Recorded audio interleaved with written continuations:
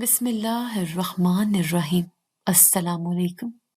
یہ واقعہ ہمارے ہی گھر میں پیش آیا تھا اور میں صبح سے کسی کام کے سلسلے میں گئی ہوئی تھی۔ جب واپس آئی تو میں نے یہ سب آوازیں سنی، جن کے بعد میرا سامنا اپنی زندگی کے سب سے عجیب و غریب تجربے سے ہوا۔ یہ آوازیں مجھے زمین کے اندر سے آ رہی تھیں۔ میں حیران تھی، مجھے لگا میرا وہم ہے، لیکن تھوڑی دیر کے بعد میرے قدموں کے نیچے سے زمین تک نکلی۔ جب مجھے یہ سمجھ آ گئی کہ میرا وہم نہیں، ایک ایسی حقیقت تھی جو شاید کوئی بھی انسان دیکھ لے تو نارمل نہ رہے، میں نے فوراً زمین کھودنی شروع کر دی، اور اس کے بعد جو میری آنکھوں نے دیکھا اس نے میری ساری زندگی بدل کے رکھ دی۔ اور پھر 2 گھنٹے بعد میں ہسپتال میں تھی۔ میری آنکھ کھلی تو مجھے سب نے بتایا کہ تمہارے ساتھ کسی نے۔ میرا نام ماریا ہے، میں اس گھر میں شادی کر کے آئی تھی۔ یہ ایک پرانا اور وسیع مکان تھا جس کے در و دیوار میں وقت کی کہانیاں بسی ہوئی تھیں۔ میرا شوہر باہر کے ملک میں کام کرتا تھا اور میں اس گھر میں اکیلی رہتی تھی۔ یہ گھر میری آمد سے پہلے ہی 2 حصوں میں تقسیم ہو چکا تھا۔ ایک حصہ میرے شوہر کا تھا، دوسرا میرے جیٹ عفان کا۔ یہ بٹوارا اس وقت ہوا تھا جب دونوں بھائی جوان ہوئے تھے۔ شاید قسمت نے ان کے درمیان ایسی لکیر کھینچ دی تھی جو کبھی مکمل نہ مٹ سکی، نہ ہی مکمل طور پر قائم رہ سکی۔ میرا شوہر عمر میں مجھ سے 13 سال بڑا تھا، لیکن اچھی تعلیم اور اچھی نوکری کی وجہ سے ہماری شادی ہو گئی۔ میں خود بھی ایک اسکول میں ٹیچر تھی۔ ہر صبح اسکول جاتی، دوپہر میں واپس آتی۔ چونکہ شوہر گھر پر نہیں ہوتا تھا، اس لیے زیادہ کام بھی نہیں ہوتے تھے۔ گھر میں خاموشی کا راج رہتا تھا۔ دن کا زیادہ وقت یا تو اسکول کے بچوں کے درمیان گزرتا یا پھر اپنے کمرے میں تنہائی میں۔ گھر بہت بڑا تھا، پرانے زمانے کا بنا ہوا، اونچی چھتیں، کشادہ دالان، لمبے لمبے در و دیوار، جیسے کسی حویلی کی یاد دلاتے ہوں۔ بٹوارے کے بعد اس گھر میں ایک دیوار کھڑی کر دی گئی تھی تاکہ دونوں بھائی اپنے اپنے حصے میں آزاد رہ سکیں، مگر یہ دیوار شاید قسمت کے اشاروں کو نہیں سمجھتی تھی۔ وقت کے ساتھ ساتھ اس میں دراڑیں پڑ چکی تھیں۔ ایک جگہ تو آدھی دیوار گر چکی تھی اور وہاں ایک راستہ سا بن گیا تھا، ایسا راستہ جو نہ مکمل کھلا تھا نہ مکمل بند۔ ساتھ میں اور بھی جیٹ رہتے تھے، لیکن عفان اور اس کی بیوی مریم کچھ الگ ہی لوگ تھے۔ ان کی ایک بیٹی بھی تھی، صبا۔ وہ بے حد حسین تھی، ابھی ابھی جوان ہو رہی تھی، اور اس کی خوبصورتی جیسے ہر چیز پر غالب آ چکی تھی۔ اس کی چمکدار آنکھیں، گلابی ہونٹ، گھنے سیاہ بال اور دودھ جیسی سفید رنگت، جیسے وہ کسی اور ہی دنیا کی مخلوق ہو۔ شاید اسی وجہ سے اس کی شخصیت میں ایک عجیب سی کشش تھی، ایک پراسرار سا اثر۔ میرے یہاں ابھی تک کوئی اولاد نہیں ہوئی تھی۔ شادی کو 8 سال ہو چکے تھے، لیکن میرا شوہر زیادہ تر باہر ہی رہتا تھا۔ لوگ یہی سمجھتے تھے کہ شاید میں ماں نہیں بن سکتی، حالانکہ حقیقت کچھ اور تھی۔ میں ان باتوں پر زیادہ دھیان نہیں دیتی تھی۔ میری زندگی ایک مخصوص دائرے میں چل رہی تھی، جس میں صبح اسکول جانا، دوپہر میں گھر واپس آنا اور پھر سناٹے میں وقت گزارنا شامل تھا۔ زندگی میں کچھ خاص نہیں تھا، وقت جیسے رینگتا ہوا گزر رہا تھا، لیکن شاید قسمت مجھے کسی اور ہی جانب لے جا رہی تھی، کسی ایسی راہ پر جہاں حقیقت اور وہم کے درمیان کی لکیر دھندلی ہونے والی تھی، جہاں دیواروں کے اس پار کچھ ایسا تھا جس میں ابھی سمجھ نہ پائی تھی۔ میرے جیٹھ عفان اور ان کی بیوی مریم ہمیشہ زخمی ہی رہتے تھے۔ ان کے جسموں پر اکثر نیل پڑے ہوتے، کبھی کوہنی چھیلی ہوتی، کبھی ماتھے پر پٹی بندھی ہوتی، تو کبھی ہاتھ پر پلاسٹر چڑھا ہوتا۔ کبھی ان کے پیر میں موچ آ جاتی، کبھی انگلی کٹ جاتی، اور کبھی وہ ایسے لڑکھڑا کر گرتے جیسے کسی نے دھکا دے دیا ہو۔ ان کی یہ حالت دیکھ کر پورے خاندان میں انہیں زخمی جوڑا کہا جانے لگا تھا۔ کوئی کہتا قسمت خراب ہے، کوئی کہتا نظر لگ گئی ہے، مگر ان کے زخموں کی حقیقت کوئی نہیں جانتا تھا۔ ان کی چوٹیں ہمیشہ ایسی جگہوں پر ہوتی جہاں گرنے، رگڑ کھانے یا مار کھانے سے ہی ہو سکتی تھیں۔ اگرچہ وہ کبھی یہ نہیں بتاتے تھے کہ ان کے ساتھ ایسا کیا ہوتا ہے، لیکن گھر کے باقی لوگ بھی اس معاملے میں خاموش تھے، خاص طور پر میرے ساس اور سسر، جو ہمیشہ ان کی طرفداری کرتے، ان کی باتوں پر پردہ ڈالتے اور ان کا بے حد خیال رکھتے۔ اگر کبھی کوئی پوچھتا کہ انہیں کیا ہوا تو وہ بات بدل دیتے۔ اگر کسی نے زیادہ ضد کی تو جواب ملتا کہ بس گھر میں کام کرتے ہوئے گر گئے تھے یا کسی چیز سے ٹکرا گئے تھے۔ مگر یہ اتفاق کیسے ہو سکتا تھا کہ کوئی جوڑا ہر دوسرے دن زخمی ہوتا رہے اور اسے کسی نے گرتے ٹکراتے یا کسی حادثے کا شکار ہوتے نہ دیکھا ہو؟ ان کی بیٹی صبا بھی اس ماحول میں پلی بڑی تھی۔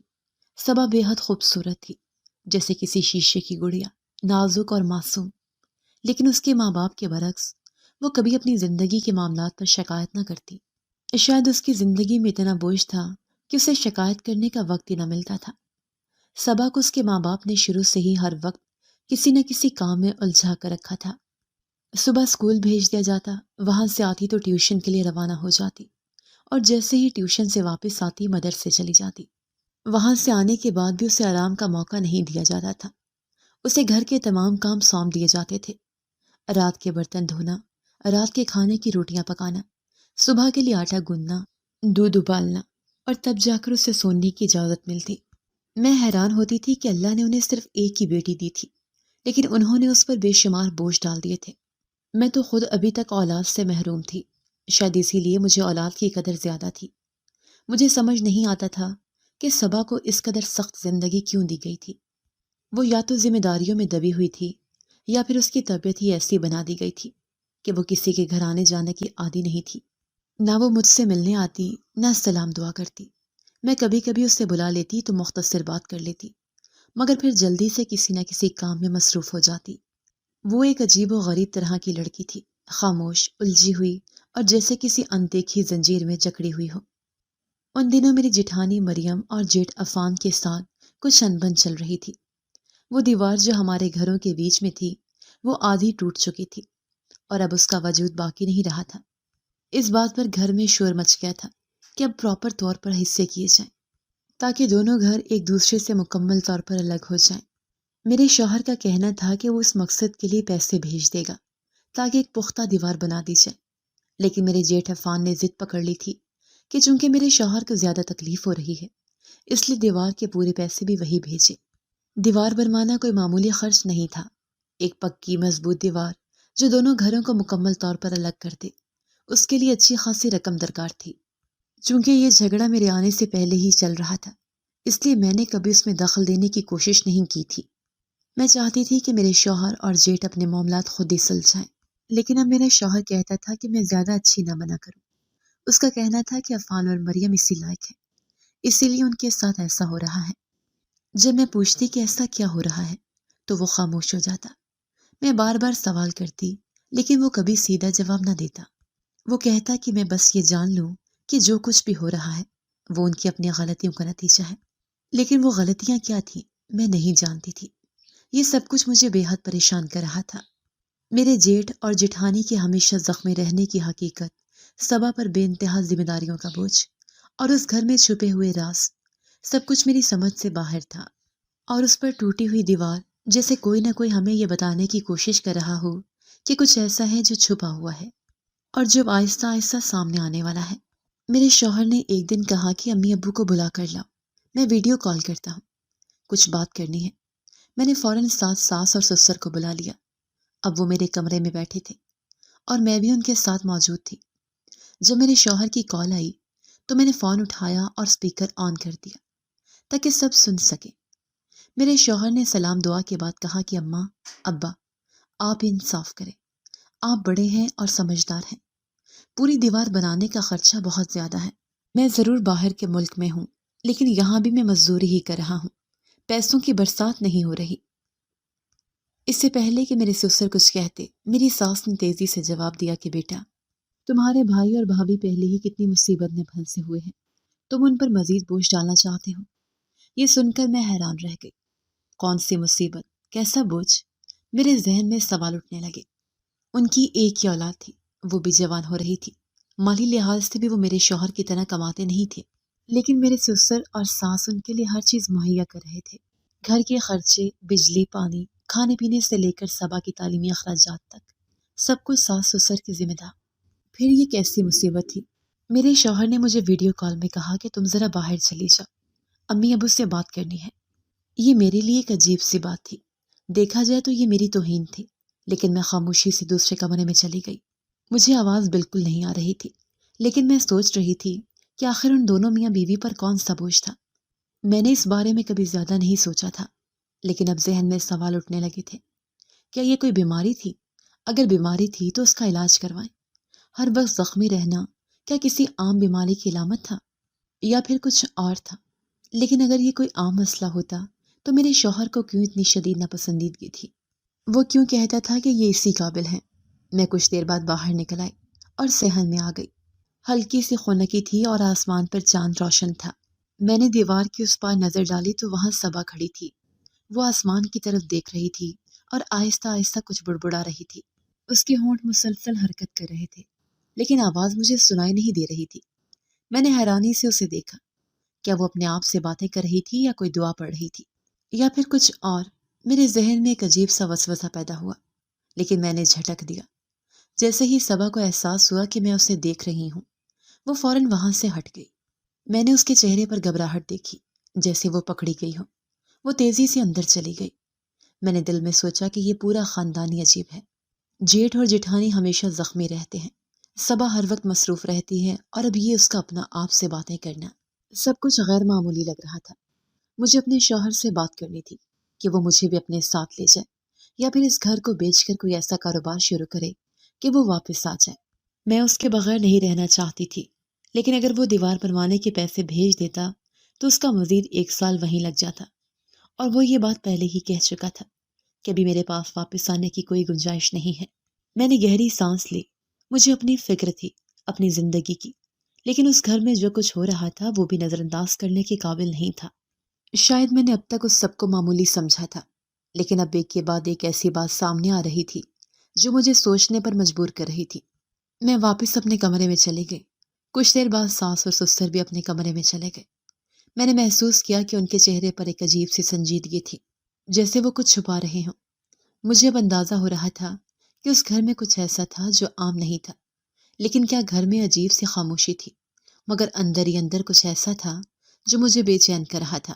میں ہمیشہ سے محسوس کرتی تھی کہ میرے جیٹھ اور جیٹھانی کے معاملات کچھ عجیب سے ہیں، لیکن میں نے کبھی زیادہ دھیان نہیں دیا تھا۔ وہ دونوں ہمیشہ زخمی رہتے، اور اب تو جیسے یہ معمول ہی بن چکا تھا کہ ان کے جسم پر کہیں نہ کہیں چوٹ لگی ہوتی۔ گھر کے باقی لوگ بھی اس چیز کو عام سمجھتے تھے، جیسے یہ کوئی معمولی بات ہو، مگر آج جو میں نے دیکھا وہ ناقابل یقین تھا۔ میرے جیٹھ اور جیٹھانی نے کسی بابے کو گھر میں بلایا تھا۔ یہ پہلی بار نہیں ہوا تھا۔ میں نے پہلے بھی محسوس کیا تھا کہ وہ ایسے کسی کام میں ملوث ہیں۔ کبھی گھر کے کسی کونے میں کچھ جلایا جا رہا ہوتا، کبھی کسی کمرے میں عجیب و غریب سرگوشیاں سنائی دیتی، مگر آج تو سب کچھ سرے عام ہو رہا تھا۔ میں نے صحن میں جھانکا تو ایک باریش آدمی زمین پر بیٹھا کچھ پڑھ رہا تھا۔ اس کے سامنے پانی کا ایک پیالہ رکھا تھا، اور ساتھ ہی کوئی کاغذ یا تعویذ تھا جس پر شاید کچھ لکھا ہوا تھا۔ میں حیران رہ گئی۔ وہ لوگ سرعام جادو کر رہے تھے، جیسے یہ کوئی عام سی چیز ہو۔ کیا انہیں کسی کا خوف نہیں تھا، یا پھر وہ اتنے ڈھیٹ ہو چکے تھے کہ انہیں کسی بات کی پرواہ ہی نہیں تھی؟ مجھے ہمیشہ شک تھا کہ وہ ہمارے اوپر ہی کچھ نہ کچھ کرواتے ہیں، اور آج میرے شک کو جیسے تصدیق مل گئی تھی۔ میں اندر واپس آئی تو میرا دماغ غصے سے بھرا ہوا تھا۔ پہلے ہی میں غصے میں تھی۔ کل رات جو کچھ ہوا وہ مجھے ابھی تک تنگ کر رہا تھا۔ میرے شوہر نے اپنے ماں باپ سے مشورہ کرنے کے بعد فیصلہ کر لیا تھا کہ وہ دیوار بنانے کے لیے پیسے بھیج دے گا تاکہ معاملات پرسکون ہو جائیں، اور اس کے بعد 1 سال بعد وہ مجھے اپنے پاس بلا لے گا۔ 1 سال کہنے میں آسان لگتا ہے، مگر جینے میں نہیں۔ ایک ایک دن مشکل ہوتا ہے، اور جب آپ کا جیون ساتھی کسی دوسرے ملک میں ہو تو یہ وقت اور بھی کٹھن ہو جاتا ہے۔ میں اس بات پر پہلے ہی غصے میں تھی کہ مجھے مزید 1 سال انتظار کرنا پڑے گا، اور اب یہ سب کچھ دیکھ کر میرا غصہ اور بڑھ گیا تھا۔ میں سیدھا اپنی ساس کے پاس گئی۔ وہ اپنے کمرے میں بیٹھی کچھ سینے میں مصروف تھی۔ میں نے ان کے پاس جا کر کہا کہ دیکھیں، آپ کی بیٹی اور بہو نے کسی بابے کو بلا رکھا ہے۔ یہ ہمارے اوپر جادو کروانے کے لیے آیا ہے۔ آپ کو نظر نہیں آتا کیا؟ ہمارے سارے کام خراب ہو رہے ہیں، اور ان کے کام سیدھے ہوتے جا رہے ہیں۔ میری ساس نے میری طرف دیکھا اور ہلکے سے مسکرا کر بولی کہ وہ لوگ تو خود مصیبت میں ہیں بیٹا، وہ تمہارا برا نہیں سوچ سکتے۔ یہ جواب سن کر میرے غصے کی انتہا ہو گئی۔ میں نے کہا کہ اگر وہ ہمارا برا نہیں سوچ سکتے تو پھر انہوں نے اس جادوگر کو کیوں بلایا ہے؟ میری ساس یکدم خاموش ہو گئی، جیسے ان کے پاس کوئی جواب نہ ہو۔ وہ نظریں چرا کر دوبارہ اپنی سلائی میں مشغول ہو گئی، لیکن میں جانتی تھی کہ میرے سوال نے انہیں بھی سوچنے پر مجبور کر دیا ہے۔ رات ہوئی تو اچانک شور مچ گیا۔ میری جٹھانی کی حالت بہت بری تھی۔ گھر میں ہر طرف ہلچل مچ گئی تھی۔ سب کہہ رہے تھے کہ ان کا ایکسیڈنٹ ہو گیا ہے۔ ان کے سر پر چوٹ تھی، ٹانگ اور بازو بھی زخمی تھے۔ میں یہ سن کر حیران رہ گئی۔ ایکسیڈنٹ؟ لیکن وہ تو کہیں گئی ہی نہیں تھی۔ پھر ایکسیڈنٹ کیسے ہو سکتا ہے؟ میں نے جلدی سے جا کر دیکھا۔ وہ بستر پر پڑی کرا رہی تھی اور اس کا پورا جسم زخموں سے بھرا ہوا تھا۔ اس کا چہرہ زرد تھا اور وہ بمشکل بات کر رہی تھی۔ جب میں نے ان سے پوچھا کہ یہ سب کیسے ہوا تو ان کے پاس کوئی واضح جواب نہیں تھا، بس یہی کہہ رہے تھے کہ ایکسیڈنٹ ہو گیا تھا، مگر کہاں، کب، کیسے، کوئی کچھ نہیں بتا رہا تھا، جیسے سب کو کوئی راز چھپانا ہو۔ میرے ذہن میں وہی بات گونجنے لگی، یہ عورت کہیں گئی ہی نہیں، پھر اس کا ایکسیڈنٹ کیسے ہوا؟ کیا واقعی ایکسیڈنٹ تھا یا پھر کچھ اور؟ مجھے یاد آیا کہ دن میں انہوں نے جادو ٹونے کا عمل کروایا تھا، کہیں یہ اس کا نتیجہ تو نہیں تھا؟ کہیں ایسا تو نہیں کہ وہ عمل الٹا پڑ گیا ہو؟ گھر میں اس قسم کی چیزیں پہلے بھی ہوئی تھیں، مگر میں نے کبھی ان پر زیادہ غور نہیں کیا تھا۔ مگر آج جب سب کچھ میری آنکھوں کے سامنے ہوا تو میرے لیے یہ بات نظر انداز کرنا ممکن نہیں تھا۔ میں نے جا کر عیادت کر لی، مگر میرے دل میں ایک عجیب سا احساس تھا۔ میں جانتی تھی کہ یہاں کچھ غلط ہو رہا ہے، اور اب مجھے اس راز کو جاننے کی شدید خواہش ہونے لگی تھی۔ یہ گھر واقعی عام گھروں جیسا نہیں تھا، یہاں کچھ تھا جو سمجھ سے باہر تھا۔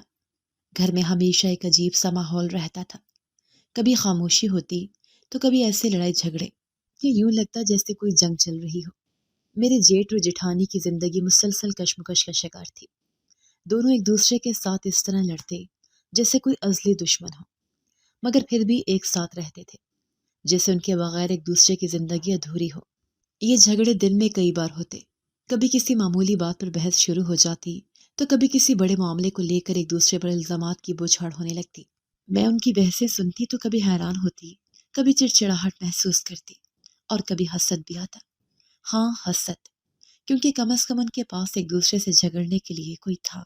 ان کے پاس مواقع تھے کہ وہ اپنے جذبات کا اظہار کرے، چاہے وہ غصہ ہی کیوں نہ ہو، جبکہ میں یہاں بالکل تنہا تھی۔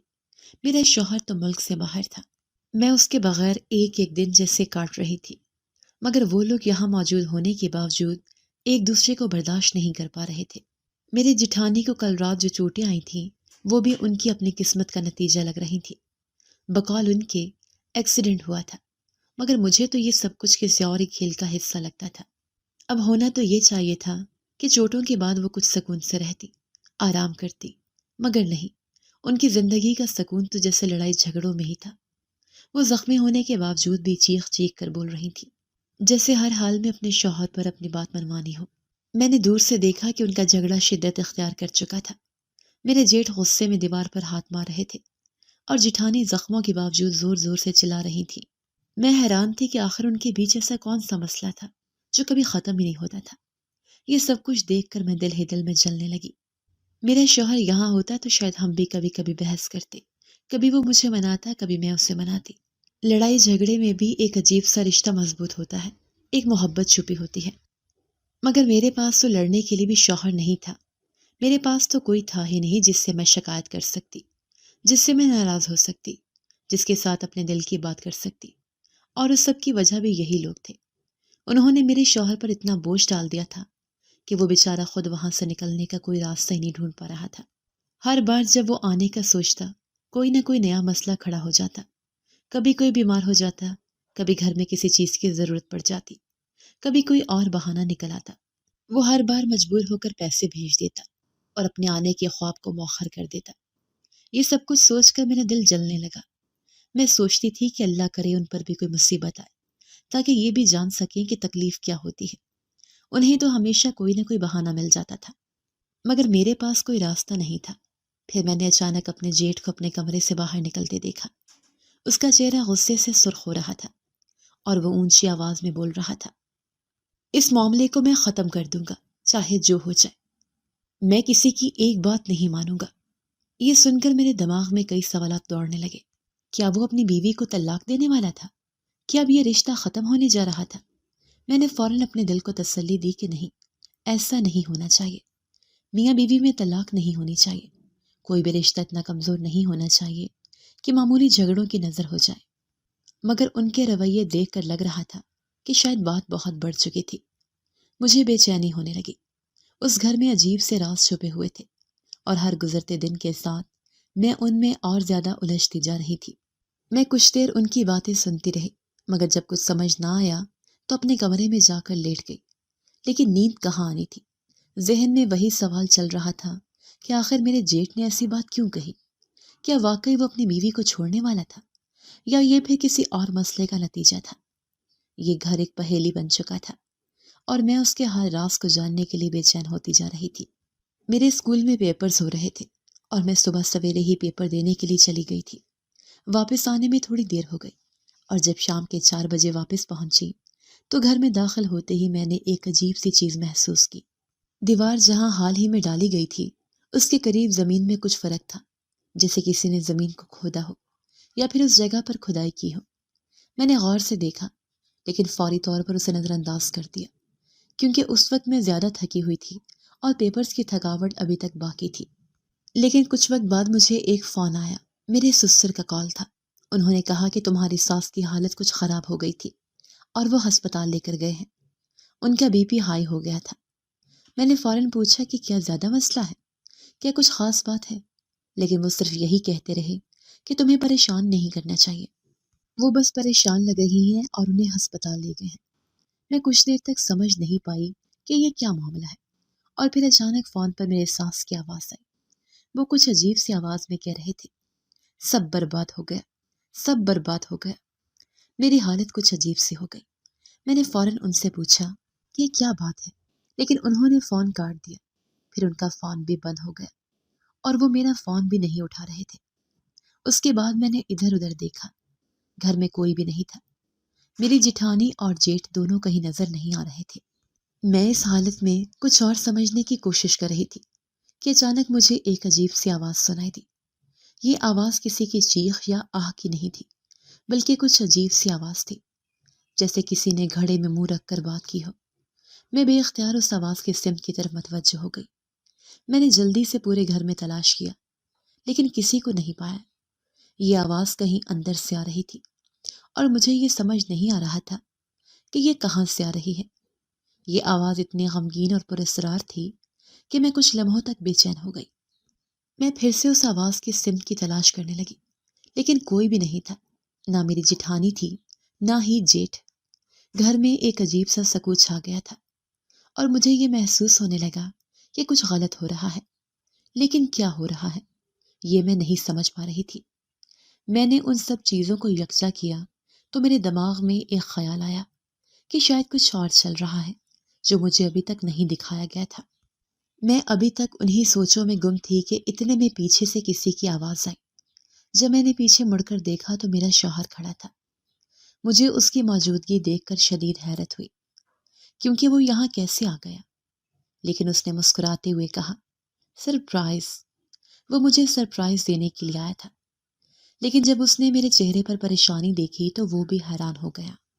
میں نے ایک ہی سانس میں اس سے سب کچھ کہہ دیا کہ گھر میں کوئی نہیں ہے اور مجھے صبح کی عجیب سی آوازیں آ رہی ہیں۔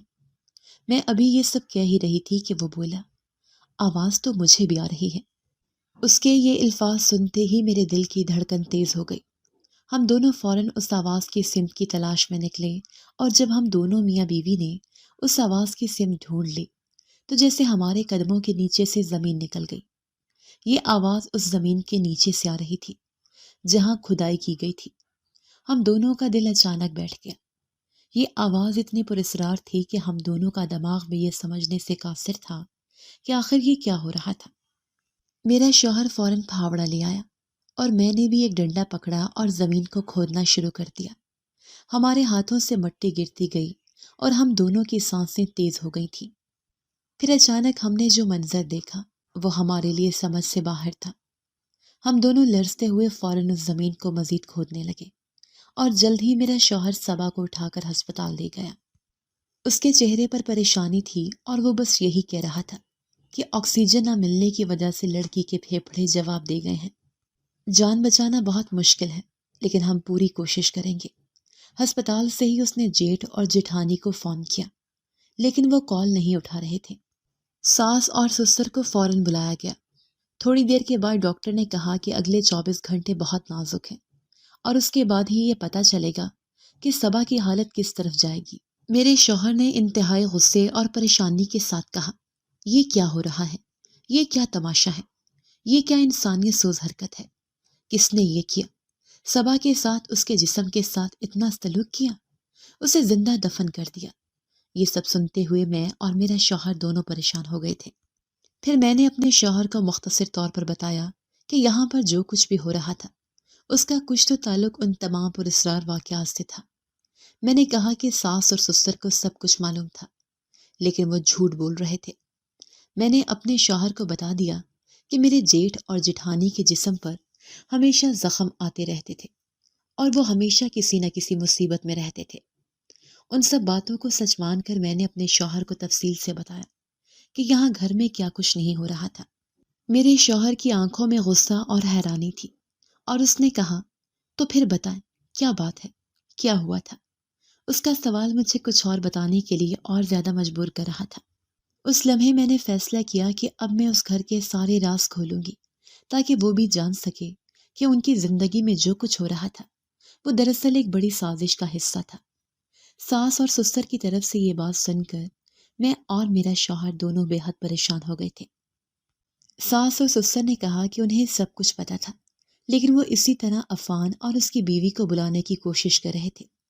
عفان بھائی تو آ گئے، لیکن ان کی بیوی نہیں آئی۔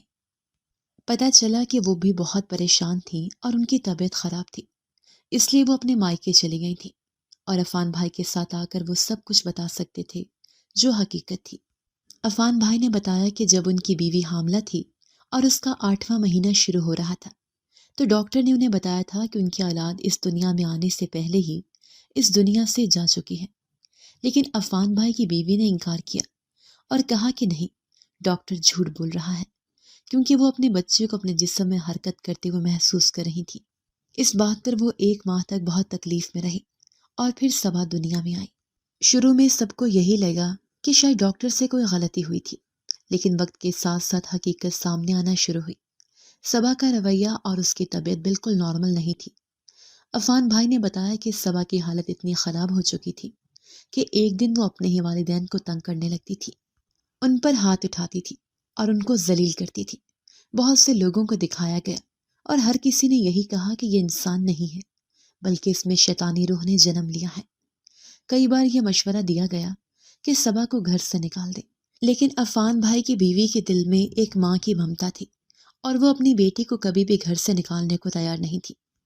وہ اپنی بیٹی کو ہمیشہ مصروف رکھتی تھی، لیکن جب صبا گھر آتی تو اس کا رویہ بالکل بدل جاتا تھا۔ وہ گھر والوں کو تنگ کرنے لگتی اور عجیب سی فطری حرکتیں کرنے لگتی تھی۔ عفان بھائی اور ان کی بیوی نے صبا کو اسکول، ٹیوشن اور مدرسے بھیجا تاکہ وہ کچھ بہتر ہو سکے، لیکن پھر بھی اس کی حالت میں کوئی بہتری نہ آئی۔ ایک دن صبا نے اپنی والدہ پر شدید حملہ کیا اور اس کی ہڈی تک توڑ دی۔ اس واقعے کے بعد عفان بھائی نے فیصلہ کیا کہ اب وہ کوئی قدم اٹھائیں گے تاکہ ان کی بیٹی کی حالت بہتر ہو سکے۔ ایک بابے نے ان سے کہا تھا کہ اگر وہ اس شیطانی روح سے نجات پانا چاہتے ہیں تو انہیں صبا کو زندہ دفن کرنا ہوگا۔ عفان بھائی نے اس مشورے پر عمل کرنے کا فیصلہ کیا۔ انہوں نے پہلے صبا کو بے ہوش کیا اور پھر اس کے ساتھ وہ عمل کیا جو بابے نے کہا تھا۔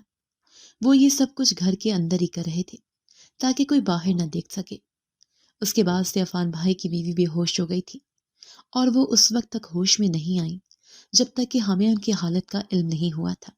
میرے شوہر اور میں یہ سب کچھ سن کر شدید حیرت میں تھے۔ ہمیں یقین ہی نہیں آ رہا تھا کہ یہ سب کچھ حقیقت میں ہو رہا تھا۔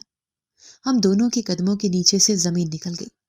عفان بھائی نے ہمیں بتایا کہ ڈاکٹروں نے صبا کی جان بچا لی ہے اور اب وہ ٹھیک ہے، لیکن وہ اپنی بیٹی کو اپنے ساتھ لے جانے کے موڈ میں نہیں تھی۔ میرے شوہر اور میں نے ایک بڑا فیصلہ کیا۔ ہم نے فیصلہ کیا کہ ہم صبا کو اپنے ساتھ لے جائیں گے اور اسے اپنے گھر میں رکھیں گے۔ ہم نے اپنے گھر کے بیچ میں ایک دیوار بھی کھڑی کر دی تھی تاکہ عفان بھائی اور ان کی بیوی کو کوئی مسئلہ نہ ہو۔ اب صبا ہمارے گھر میں رہنے آئی تھی اور ہم نے اس کا نفسیاتی علاج شروع کر دیا تھا، کیونکہ اس کی حالت نفسیاتی بیماری کی تھی۔ صبا کی حالت دن بدن بہتر ہونے لگی، لیکن اس کا ماضی اور اس کی تکالیف اس کے دل پر گہرے اثرات چھوڑ چکے تھے۔ ہم نے کوشش کی کہ وہ خود کو بہتر محسوس کرے اور ہم اسے ہر ممکن مدد فراہم کر رہے تھے تاکہ وہ اپنے ماضی کی تلخیوں کو بھلا سکے۔ اس دوران عفان بھائی اور ان کی بیوی بھی اپنی زندگی کو دوبارہ ترتیب دینے کی کوشش کر رہے تھے اور ہم نے انہیں بھی ہماری مدد کی پیشکش کی تھی۔ یہ سب کچھ میرے اور میرے شوہر کے لیے ایک ایسا تجربہ تھا جس سے ہم دونوں کی زندگی تبدیل ہو چکی تھی۔ ہمیں یہ سب دیکھ کر اس بات کا احساس ہوا کہ زندگی میں جو کچھ ہوتا ہے وہ ہماری مرضی کے بغیر بھی ہو سکتا ہے، اور کبھی کبھی ہمیں ایسی صورتحال کا سامنا کرنا پڑتا ہے جس کا ہم نے کبھی تصور بھی نہیں کیا ہوتا۔ صبا کا علاج ہمارے لیے بہت مشکل اور پیچیدہ مرحلہ تھا۔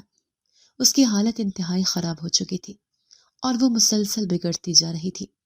ایک دن جب ہم سب بیٹھے ہوئے تھے، اچانک صبا پر ایک اور دورہ پڑا۔ وہ بے ہوش ہو گئی اور اس کا جسم عجیب طریقے سے مڑنے لگا۔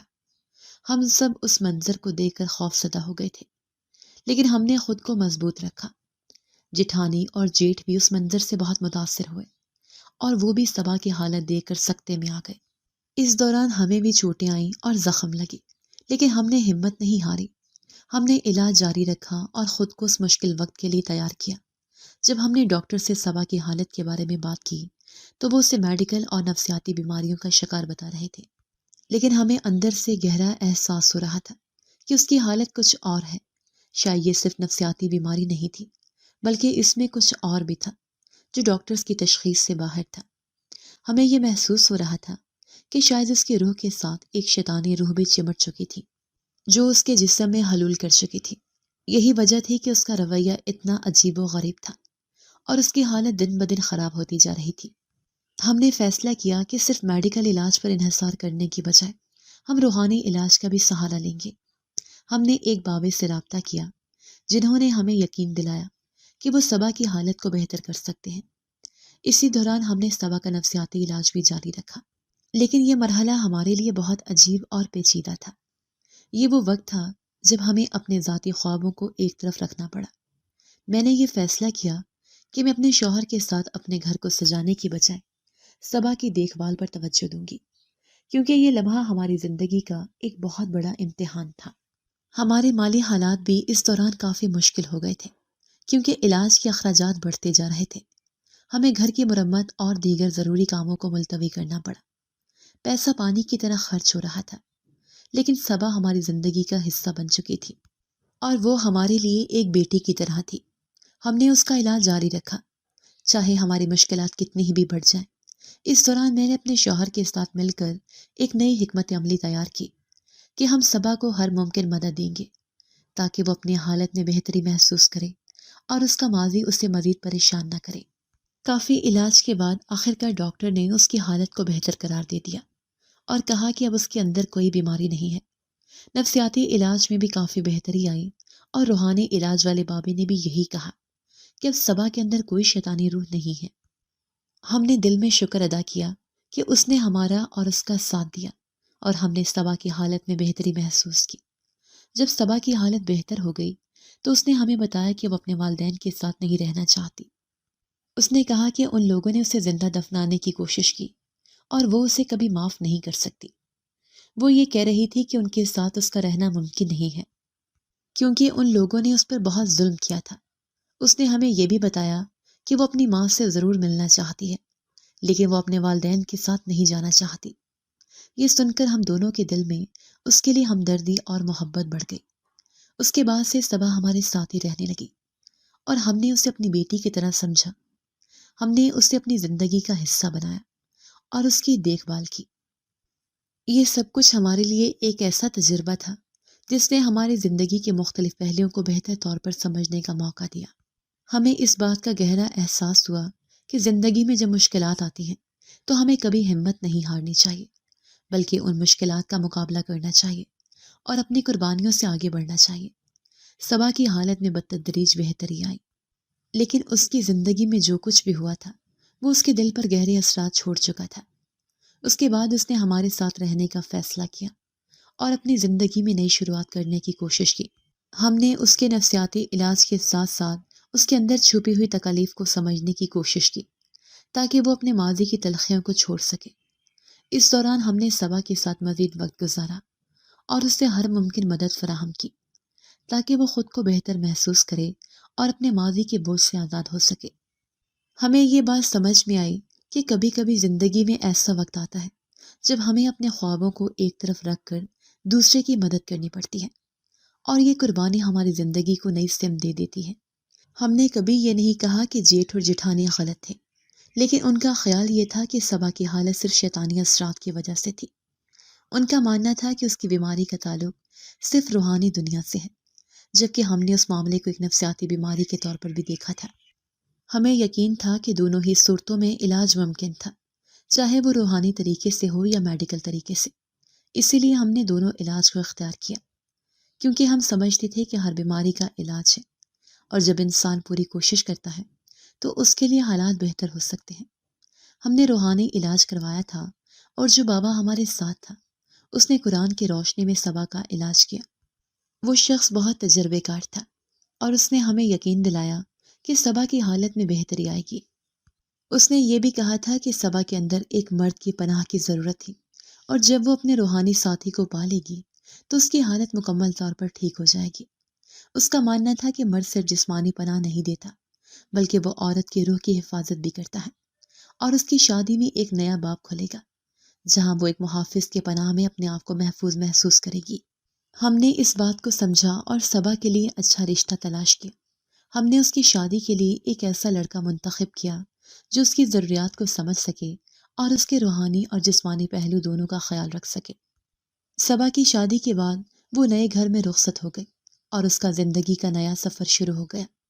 یہ ہمارے لیے بھی ایک نیا لمحہ تھا، کیونکہ صبا کی زندگی میں سکون آ رہا تھا، اور ہم نے اسے اس کے مشکلات سے نجات دلانے میں مدد کی تھی۔ صبا کی رخصتی کے بعد مجھے ایک عجیب سی حالت محسوس ہوئی۔ جیسے ہی وہ گھر سے گئی، میرے جسم میں ایک عجیب سا چکر آیا اور میں بے ہوش ہو گئی۔ میں زمین پر گر پڑی، اور جب مجھے ہوش آیا تو میں نے محسوس کیا کہ کچھ ٹھیک نہیں ہے۔ میں فوراً ڈاکٹر کے پاس گئی، اور وہاں جا کر ڈاکٹر نے کہا کہ آپ ماں بننے والی ہیں۔ یہ خبر سن کر میری حالت جیسے بدل گئی۔ میرے اندر کی پریشانی اور دکھ کا سامنا کرنے کے بعد یہ خبر ایک تحفے کی طرح آئی۔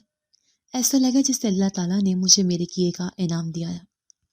یہ خبر میری زندگی میں ایک نیا رنگ لے کر آئی۔ مجھے یاد آیا کہ ڈاکٹر نے پہلے بتایا تھا کہ میری صحت میں کچھ مسائل ہیں، لیکن اب وہ مسئلہ خود بخود حل ہو چکا تھا۔ میری خوشی کا کوئی ٹھکانہ نہیں تھا۔ میں نے اللہ کا شکر ادا کیا کہ اس نے میری دعاؤں کو سنا اور مجھے ماں بننے کا اعزاز دیا۔ جب میں نے اس خبر کو اپنے شوہر کو بتایا تو وہ بھی بے حد خوش ہوا۔ یہ لمحہ ہمارے لیے ایک نئی امید اور خوشی کا پیغام تھا۔ صبا کے رخصت ہونے کے اگلے دن مجھے ماں بننے کی خوشخبری ملی، تو ایسا لگا جیسے دونوں واقعات آپس میں جڑے ہوئے ہوں۔ جیسے ہی صبا کی زندگی میں سکون آیا، میرے اندر بھی ایک نئی زندگی کا آغاز ہوا۔ ہم دونوں کے لیے یہ لمحہ ایک تبدیلی کا پیغام تھا۔ صبا کی زندگی میں خوشی آ چکی تھی، اور میری زندگی میں بھی ایک نئی خوشی کا آغاز ہو رہا تھا۔ یہ واقعہ ہمارے لیے ایک یادگار لمحہ بن گیا، کیونکہ اس وقت ہم نے زندگی کے دونوں اہم پہلوؤں کو محسوس کیا۔ ہم نے اپنے کاموں کی جزا اور صبا کی حالت کی بہتری دیکھی، اور یہ سب کچھ اللہ کی رضا سے ہوا۔ ہم نے صبا کی شادی کر کے اس کی زندگی میں سکون ڈالا تھا، اور اس کی حالت میں بہتر تبدیلی آ رہی تھی۔ وہ اپنے نئے شوہر کے ساتھ خوش تھی، اور ہمیں یہ دیکھ کر دل کو سکون ملا۔ ساتھ ہی میری زندگی میں بھی ایک نیا باب کھل رہا تھا۔ یہ خبر کہ میں ماں بننے والی ہوں، نہ صرف میری زندگی کے لیے بلکہ ہمارے پورے خاندان کے لیے خوشی کا باعث بنی۔ میں نے ہمیشہ سوچا تھا کہ میں ایک دن ماں بنوں گی، اور جب وہ دن آیا تو وہ میرے لیے یہ خواب کی حقیقت بن گیا۔ یہ سب کچھ ہمیں یہ سکھاتا ہے کہ زندگی میں ہر حالت میں اللہ کی رضا پر ایمان رکھنا ضروری ہے۔ کبھی کبھی مشکلات ہماری تقدیر کا حصہ بنتی ہیں، لیکن اللہ کی رحمت ہمیشہ ہمارے ساتھ ہوتی ہے۔ ہم نے اپنے فیصلے درست کیے، صبا کی زندگی بہتر بنائی، اور پھر اللہ نے ہمیں اپنی رحمت سے نوازا۔ اس کے بعد ہمارے لیے یہ لمحہ ایک تحفے کی طرح آیا، اور ہم نے اس خوشی کو پوری طرح سے محسوس کیا۔ مجھے سب سے زیادہ افسوس صبح کی ماں کے لیے ہوتا تھا، کیونکہ وہ ایک ماں تھی جس کی ممتا نے ہی صبا کو بچا کر رکھا تھا۔ اگر وہ اپنی ماں کی محبت میں نہ ہوتی تو شاید اس کے ساتھ پہلے ہی کوئی غیر انسانی سلوک کیا جاتا، لیکن اس کے باوجود وہ اپنی ماں سے ناراض تھی، اور اس کا دل ٹوٹ چکا تھا۔ اس کی نظر میں وہ منظر ہمیشہ تازہ تھا جب اس کی ماں اور باقی افراد نے اس کے ساتھ وہ سلوک کیا جو کسی بھی انسان کو برداشت نہیں ہوتا۔ صبا کو یہ یادیں ذہن میں گئیں، اور اس نے اپنی ماں سے مکمل طور پر ناراضگی اختیار کر لی تھی۔ میرے لیے یہ وقت بہت مشکل تھا۔ میں ہر وقت کوشش کرتی رہی کہ صبا کے دل کی باتیں سنی جائیں اور وہ اپنی ماں سے دوبارہ تعلق قائم کرے، لیکن وہ ماننے کو تیار نہیں تھی۔ وہ ہمیشہ یہی کہتی تھی کہ وہ منظر جس میں اس نے اپنے ماں کو اس کے ساتھ برا سلوک کرتے ہوئے دیکھا اسے کبھی نہیں بھولے گا۔ وہ بار بار یہی دہراتی کہ وہ بیمار نہیں تھی، بلکہ اس کے ساتھ جو کچھ بھی ہو رہا تھا وہ کسی دوسری وجہ سے تھا، لیکن کوئی اس کی باتوں کو سمجھنے کے لیے تیار نہیں تھا۔ صبا کا دل بہت زخمی تھا اور اس کا دکھ بہت گہرا تھا۔ وہ یہ مانتی تھی کہ اس کے ساتھ جو کچھ ہوا وہ اس کی زندگی کا سب سے برا لمحہ تھا اور وہ اس درد کو کبھی نہیں مٹا سکتی تھی۔ میں نے اسے بہت سمجھایا، لیکن وہ اپنے جذبات سے باہر نکل کر کچھ بھی تسلیم کرنے کے لیے تیار نہیں تھی۔ وہ کہتی تھی کہ میرے اندر کوئی مسئلہ نہیں تھا، لیکن مجھے وہ سب برداشت کرنا پڑا جو ان لوگوں نے کیا۔ اس کے باوجود میں جانتی تھی کہ صبا کا دل ٹوٹا ہوا تھا اور یہ ناراضگی بہت گہری تھی۔ میں نے اس کی حالت کو سمجھا اور یہی کوشش کی کہ وہ اپنی ماں کے ساتھ تعلق دوبارہ بنائے۔ میری دعائیں ہمیشہ اس کے ساتھ تھیں، کیونکہ میں جانتی تھی کہ یہ ناراضگی ایک دن ختم ہو جائے گی اور صبا کا دل اپنی ماں کے لیے نرم ہو جائے گا۔ اب میں اپنی جٹھانی کو بھی تسلی دینے کی کوشش کرتی ہوں۔ اس کا دل بھی ٹوٹا ہوا تھا، لیکن اس کے لیے بھی یہ وقت بہت مشکل تھا۔ میں سمجھتی تھی کہ اسے بھی صبا کے ساتھ وہ وقت گزارنا چاہیے تھا تاکہ اس کا دل بھی سکون پائے، لیکن وقت اور حالات نے دونوں کے بیچ جو فاصلہ پیدا کر دیا تھا وہ آسانی سے ختم نہیں ہو سکتا تھا۔ یہ سب کچھ دیکھ کر میں نے یہی سوچا کہ اس طرح کے حالات میں ہمیں دونوں طرف سے تسلی دینی چاہیے۔ صبا اور جٹھانی دونوں کی حالت ہی ایسی تھی کہ دونوں کو سمجھنے کی ضرورت تھی۔ شاید وقت کے ساتھ دونوں کو اپنی جگہ پر سکون ملے گا اور وہ ایک دوسرے کو معاف کریں گی۔ میں نے یہی فیصلہ کیا کہ میں ان دونوں کو اپنی طرف سے تسلی دے کر ان کے دلوں میں سکون لانے کی کوشش کروں گی، کیونکہ ہر مشکل کے بعد اللہ کی رحمت اور سکون آتا ہے۔ نفسیاتی بیماریاں انسان کی ذہنی اور جذباتی حالت سے جڑی ہوتی ہیں، اور یہ بیماریاں اس دنیا میں بہت عام ہیں۔ تاہم ہمارے معاشرتی رویوں اور روایات میں اکثر نفسیاتی بیماریوں کو شیطانی اثرات یا حاضری سے جوڑا جاتا ہے، جو کہ حقیقت سے بہت دور ہے۔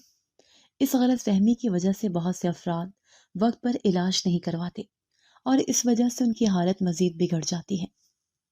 نفسیاتی بیماریاں کسی بھی انسان کو متاثر کر سکتی ہیں اور ان کا علاج میڈیکل سائنس اور ماہرین کی مدد سے ممکن ہے، لیکن بدقسمتی سے ہماری معاشرتی سوچ میں ان بیماریوں کو کبھی صحیح طریقے سے سمجھا نہیں گیا۔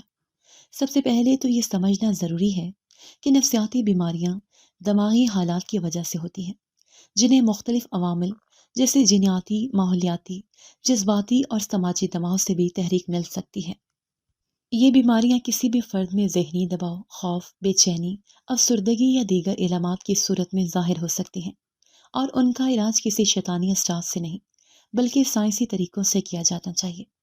انسان کی ذہنی حالت میں ہونے والی تبدیلیاں بعض اوقات ان کی زندگی کے حالات یا گزشتہ تجربات سے جڑ کر دماغ پر اثر انداز ہوتی ہیں اور ان کو طبی معالجے کی ضرورت ہوتی ہے۔ ہماری ثقافت میں عموماً اس طرح کی بیماریوں کو شیطانی روحوں یا حاضری سے جوڑا جاتا ہے، خاص طور پر جب کوئی شخص اپنی بیماری کے اثرات سے باہر نکلنے میں کامیاب نہیں ہوتا۔ یہ فرضی نظریات لوگوں کو نفسیاتی علاج سے دور کر دیتے ہیں اور اکثر ان کے علاج میں تاخیر کروا دیتے ہیں۔ اس کے نتیجے میں بیماری بگڑ کر مزید پیچیدہ ہو جاتی ہے اور انسان کا ذہنی سکون اور جسمانی صحت متاثر ہوتی ہے۔ اگر ہم اپنے معاشرتی رویوں کو بدلیں اور یہ سمجھیں کہ نفسیاتی بیماریوں کا تعلق صرف ذہن کی حالت سے ہے، تو ہم بہت سی زندگیوں کو بچا سکتے ہیں۔ اگر کوئی شخص ڈپریشن، انزائٹی، شیزوفرینیا یا کسی اور نفسیاتی بیماری کا شکار ہو تو اسے اس کی علامات کی روشنی میں مناسب علاج فراہم کرنا ضروری ہے۔ یہ علاج مختلف طریقوں سے ہو سکتا ہے، جیسے کہ ادویات، تھراپی، مشاورت یا دیگر علاجی طریقے، لیکن اگر اس بیماری کو شیطانی اثرات سے جوڑا جائے گا تو مریض کا علاج نہیں ہو پائے گا اور اس کی حالت مزید پیچیدہ ہو جائے گی۔ ہم سب کو اس بات کو سمجھنا ہوگا کہ ہر بیماری کا علاج ہوتا ہے اور علاج سے پہلے ہر فرد کا علاج کروانا ضروری ہے تاکہ وہ اپنی زندگی کے معمولات میں واپس آ سکے۔ اسی طرح اگر ہمیں نفسیاتی بیماریوں کے بارے میں آگاہی حاصل ہو اور ہم انہیں صحیح طریقے سے سمجھیں تو ہم اپنے معاشرے میں اس موضوع پر کھل کر بات کر سکتے ہیں اور لوگوں کو اپنی بیماریوں کی صحیح علاج کرانے کی ترغیب دے سکتے ہیں۔ یہ ضروری ہے کہ ہم ایک دوسرے کی مدد کریں اور مریضوں کو یہ سمجھائیں کہ علاج کے بغیر ان کی حالت بہتر نہیں ہو سکتی۔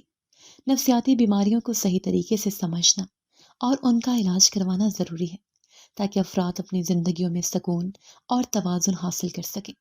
جو لوگ ان بیماریوں کا شکار ہیں ان کے لیے یہ بہت ضروری ہے کہ وہ ماہرین سے مدد لیں اور علاج کے لیے صحیح راستہ اختیار کریں۔ اگر ہم نفسیاتی بیماریوں کو شیطانی اثرات یا حاضری سے جوڑنے کی بجائے انہیں میڈیکل بنیادوں پر علاج کریں تو ہم اپنے معاشرے میں صحت کی بہتر حالت کو فروغ دے سکتے ہیں اور افراد کو ان کی زندگی کے مسائل سے نجات دلانے میں مدد فراہم کر سکتے ہیں۔ آخری طور پر ہمیں اپنے معاشرتی روایات اور عقائد سے باہر نکل کر نفسیاتی بیماریوں کو سائنسی نقطہ نظر سے دیکھنا ہوگا۔ اس کے ساتھ ساتھ ہمیں لوگوں کو ان بیماریوں کے بارے میں آگاہی فراہم کرنی چاہیے تاکہ وہ علاج کے بارے میں صحیح فیصلے کر سکیں اور کسی بھی غلط نظریے کے اثر میں نہ آئیں۔ علاج ہر بیماری کا حق ہوتا ہے اور یہ ہر فرد کے لیے ضروری ہے کہ وہ اس علاج کا حق استعمال کرے تاکہ وہ اپنی زندگی بہتر بنا سکے اور ذہنی سکون حاصل کر سکے۔ جی تو دوستو، کیسی لگی آپ کو ہماری آج کی کہانی؟ اپنی رائے کا اظہار ہمارے کمنٹس باکس میں ضرور کیجیے گا، اور اگر آپ کو ہماری ویڈیو پسند آئی ہے تو کر لیجیے ہمارے چینل کو سبسکرائب، ویڈیو کو لائک اور بیل آئیکن لازمی پریس کر لیجیے تاکہ ہر نئی آنے والی ویڈیو کا نوٹیفیکیشن آپ کو بر وقت موصول ہو سکے۔ ملتے ہیں ایسی ہی ایک سبق آموز کہانی کے ساتھ، تب تک کے لیے اللہ نگہبان۔